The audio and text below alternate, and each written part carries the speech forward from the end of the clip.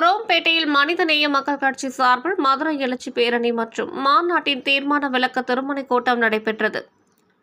மதுரையில் நடைபெற்ற மனிதநேய மக்கள் கட்சியின் மதுரை எழுச்சி பேரணி மற்றும் மாநாட்டின் தீர்மானங்களை விளக்கும் வகையில் தெருமுனை கூட்டங்கள் 1000 இடங்களில் நடத்த வேண்டும் என அக்கட்சியின் தலைவர் MH ஜவாஹிருல்லா அவர்களின் ஆணைக்கிணங்க மாநில துணை பொதுச் செயலாளர் தாம்பரம் யாக்கூப் அவர்களின் அறிவுறுத்தலின்படி மாவட்ட தலைவர் SK ஜாகிர் உசேன் அவர்களின் ஆலோசனையின்படி செங்கல்பட்டு வடக்கு மாவட்டம் குரோம்பேட்டை பகுதியில் பல்லாவரம் தெற்கு பகுதி தலைவர் அப்துல் அஜீஸ் தலைமையில் பகுதி பொருளாளர் செய்யது முகமது தொகுப்புரையில் பகுதி செயலாளர் தமீம் அன்சாரி வரவேற்புரையில் நடைபெற்றது.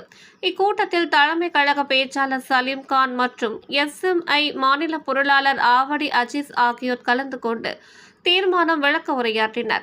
மேலும் இதில் குரோம்பேட்டை பகுதி 27வது வார்டுக்குட்பட்ட சாஸ்திரி காலனி, சேம்பஸ் காலனி மற்றும் கோதண்டன் நகர் உட்பட பகுதிகளில் 60 ஆண்டுகளுக்கு மேலாக வசித்து வரும் மக்களுக்கு வீட்டுப்பட்டா வழங்குமாறும் மற்றும் குரோம்பேட்டை பேருந்து நிலையம் அருகில் பள்ளி மற்றும் கல்லூரி மாணவர்களுக்கும் பெண்களுக்கும் இடையூறாக இருக்கும் மதுபான கடையை உடனடியாக அகற்றி தருமாறு, குரோம்பேட்டை GST சாலையில் நீண்ட காலமாக வாகனம் திரும்பி செல்வதற்கு பயன்பாட்டில் இருந்த சரவணா ஸ்டோர் போக்குவரத்து சிக்னலை மீண்டும் வாகனம் ஓட்டிகள் பொதுமக்கள் செல்வதற்கு திறந்து விடுமாறும் நடைபெற்ற தெருமுனை கூட்டத்தில் முக்கிய தீர்மானங்களாக எடுத்து கூறி சிறப்புரையாற்றினர்.